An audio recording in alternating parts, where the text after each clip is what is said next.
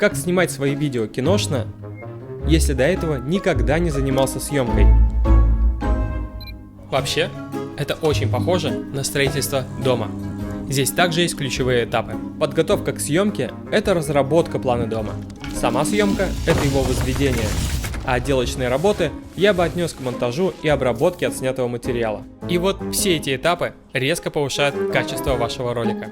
И начинается все с самого ключевого момента, о котором на самом деле мало кто заботится, это подготовка, он же препродакшн.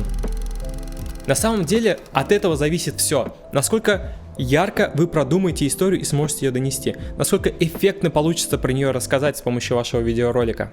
И основа хорошего препродакшена – это структура сценария. Для начала не нужно придумывать каких-то сложных схем с раскадровками, где у вас прям подробно прописаны диалоги и так далее. Просто тезисы. Ключевая мысль ролика и главные тезисы, что вы хотите сказать. Все, не более. Когда структура готова, переходим к поиску вдохновения. Собираем референсы на свой визуал. Максимально классная идея – это вдохновляться лучшими продуктами в нашей сфере. Это кино, реклама, клипы и фильмы. Потому что профессиональные операторы и режиссеры показывают свой максимальный скилл. И самое главное, что просто попытавшись повторить эти сильные приемы, вы уже получаете невероятно мощный результат, который делает вас максимально свежими на YouTube. Так, теперь переходим к технике для вашей съемки. И самое главное здесь правило – это чем меньше железа вы используете, тем проще вам снимать. Соответственно, вы получите возможность создать больше историй и с каждым разом, с каждой историей прокачиваться. И, конечно, самое главное – это камера, потому что без нее вы ничего не снимете. Лично я сторонник того, что нужно пользоваться беззеркальными камерами со сменными объективами. Это вас достаточно сильно погружает в контекст съемки и заставляет вас разбираться в технических тонкостях, типа экспозиция, выдержка и так далее. Но в любом случае нужно работать с тем, что есть. Если у вас нету беззеркалки, снимайте на смартфон. Потому что пока вы там выберете эту камеру, пока вы ее там купите, пройдет много времени. И, соответственно, чем больше у вас проходит времени от вашей задумки до реализации, тем больше шанс того, что ролик вообще не выйдет никогда. И вообще, может, вам больше никогда не потребуется камера, и вы всю жизнь будете снимать на смартфон, ведь техника, она становится все круче и круче, и уже сравнялась с камерами. Поэтому давайте обсудим в комментариях, что же лучше, снимать на профессиональную камеру, либо снимать на профессиональный смартфон. Следом идет освещение.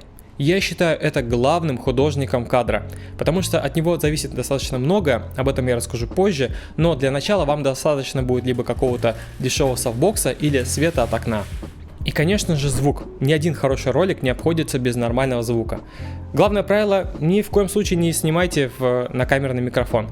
Используйте хотя бы дешевую петличку, которая проводная, просто подключаете ее к камере и цепляете себе на одежду. Или можете сделать как я вот поставил просто стойку, а любой можете микрофон воткнуть, который более-менее вас устраивает по звуку, и говорить вот так. И вот мы подобрались к самому интересному для меня лично этапу, это этап съемки, он же называется продакшн. И у меня для вас есть несколько идей, чтобы вы получили сразу же максимальный результат без каких-то замороченных схем или денежных вложений. Начнем с объема в кадре. Чтобы получить вот это вот приятное размытие фона, ощущение глубины кадра, просто станьте как можно дальше от стены. Чем дальше фон будет от вас, тем сильнее этот эффект будет проявляться. Это можно получить с любой техникой, хоть со смартфоном, хоть с самой дешевой камерой. Теперь переходим к освещению, и самое главное правило здесь – поставьте ваш основной рисующий источник света под углом 45 градусов. Тогда вы получите приятную легкую тень и ощущение глубины. Если же вы поставите источник света прямо вот так вот перед собой, то просто зальете все, лицо будет плоское и невыразительным. Конечно, можно заморочиться, поставить схему из 3 источников, чтобы и рисующий был, и заполняющий, и контровой там сзади. Но это такая более сложная схема, которая требует больше навыков, и о таких вещах я рассказываю у себя на Бусти, поэтому подписывайся. Идем далее, и конечно же мы не можем обойтись без подсъемов. Они же называются би-роллы. Эти штуки сильно улучшают визуальную часть вашего ролика, потому что под ними вы можете прятать склейки, добавлять разнообразие в визуале, и зрителю будет интереснее смотреть ваш ролик. Старайтесь снимать всякие разные детали, ваши руки, как работают за компьютером, глаза, разные кадры с интересных ракурсов, и будет вам счастье. Теперь начинается этап постпродакшн. Это тот самый этап, когда мы все понимаем, насколько качественно провели работу на препродакшене и насколько хорошо провели съемку. Потому что здесь ошибки уже исправить почти что невозможно, либо это сложно сделать, сложнее, чем на предыдущих этапах. И самый главный здесь пункт – это монтаж. Я его называю беспощадный монтаж. Потому что нужно урезать вообще все, что можно. Все, что кажется лишним, нужно 100% урезать. Все, что кажется возможно лишним, тоже нужно урезать. И таким образом я, например, рассказываю материал, у меня получается 30-40 минут сырого материала, я его режу, получается 10 минут.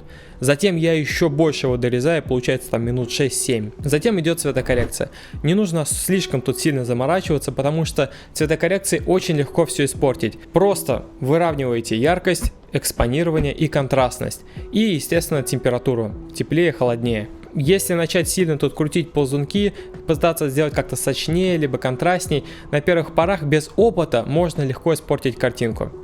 И по сути, этих знаний уже достаточно для того, чтобы вы сделали свой первый ролик. Но самое сложное здесь не свет, не звук и не монтаж. Самое сложное – это сделать первый шаг, потому что он не про качество, а про смелость. Так что дерзай. Буду рад увидеть твой ролик однажды.